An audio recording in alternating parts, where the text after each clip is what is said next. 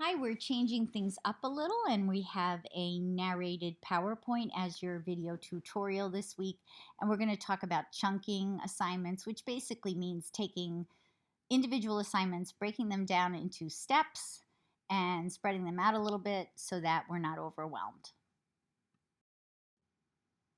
But before we get to that, I really want to encourage all of you to go on our website because we have a lot more information and support and resources. Whenever I get an idea, I put it up on the website. So it isn't just to sell the planner, the website is for all this information and support. www.thecenteredstudentplanner.com. And if you click on blog at the top, it will take you to another page and you just scroll down and you will see a series of blogs with photographs related to the topic. And there's a bunch of those up there, and I think they're really helpful. And obviously, you can tell me if they're not, and other things that you're going to want me to talk about or cover. But absolutely go on the website and check it out and take advantage of all there is to offer. Okay, so college level work. Sometimes in high school, you absolutely could get something done the night before, or you could study for a test the night before. But at the college level, everything changes, and a lot of assignments require a more sustained effort over time. There are specific steps you can take where you look at an assignment and you break it down into pieces or steps, and you do a little bit each day over time, and it builds up to the finished product or the finished assignments. And that will help you feel less overwhelmed and more in control, because that's what Generation Z is dealing with.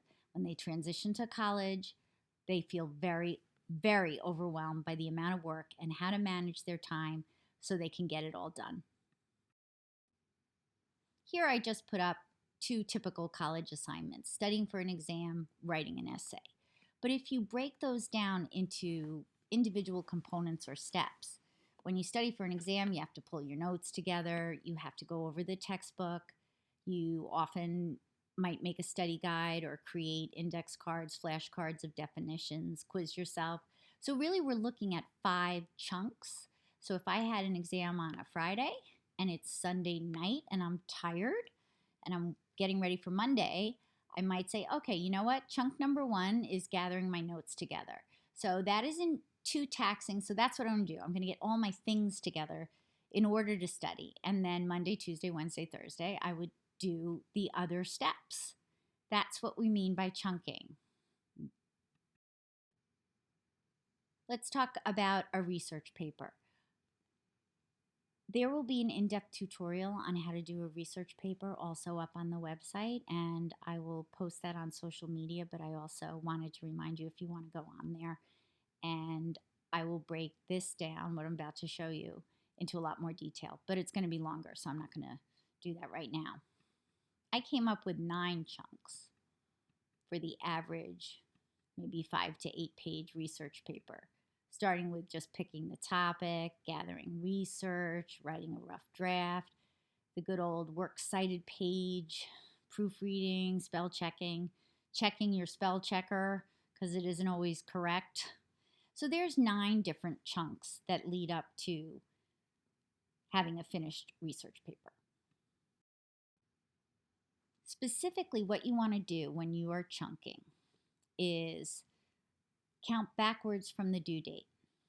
So use your planner and count backwards to figure out how much time you actually have to get the work done. And then also, how long you spend studying depends on you. Some people can sit for 4 hours, some people get antsy at 90 minutes. If you can sit for longer stretches of time, you may work on something 3 times a week, but somebody who can only sit for shorter periods of time might do 5 work sessions. That's up to you, and pick the time when you work well. There are night owls, there are morning larks. We all have different biorhythms, so always do your work when you know you're at your best. So let's say you walk into class on Friday the 1st, and the professor assigns a paper for the 20th, you have about 18, 19 days in between when you count backwards from the 20th. Here's where you break out your planner and you start mapping out your schoolwork. What you want to do is go through that planner, and you should have the hang of this by now because you've been in classes for a few weeks, and look for all those chunks or blocks of time that you can do schoolwork. For some of you, it's during the day between classes. Other people, it's after dinner for a few hours. Other people, Friday mornings, they get tons done. Schedule those times and make a date with your research paper. And put down which chunk you want to work on which day. I also think it's really great to move up due dates by one day, because back in the olden days when you had to print out your paper and hand it in, or God forbid type it, you usually want like some breathing room or a cushion. But even now, like if the internet acts weird or something, you kind of want to have time for something to go wrong. So I would move the due dates up. So let's say we go back to this example of a paper due on the 20th. Counting backwards, you find out about it on Friday. Maybe you have plans on Saturday. So you schedule starting the topic and research on Sunday. And then that whole next week, you pick 3 different study sessions to do the research part of it. And you get through that week. Then the week of the 11th, maybe you start to figure out what the outline and main points are going to be.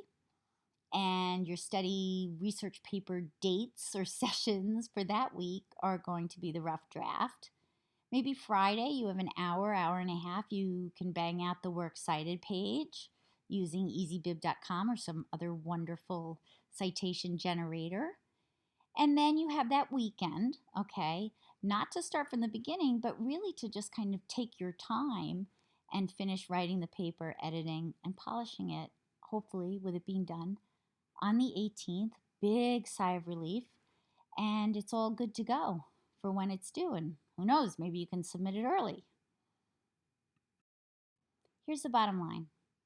You don't want stacks and stacks of work to do, because what happens is you mentally get so overwhelmed and the words start swimming on the page, and that little voice in your head starts beating yourself up for not doing it sooner. Maybe you start to tell yourself you're going to fail. Self-fulfilling prophecies, all sorts of negative stuff gets in the mix. We don't want that.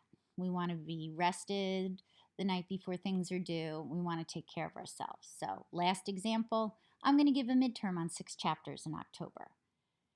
What my students would do if they're chunking, they know it's 6 chapters. Let's say the test is Friday. They would decide I'm doing 2 chapters a night for Monday, Tuesday, Wednesday. And then Thursday, I'll review everything and I'll call it a night.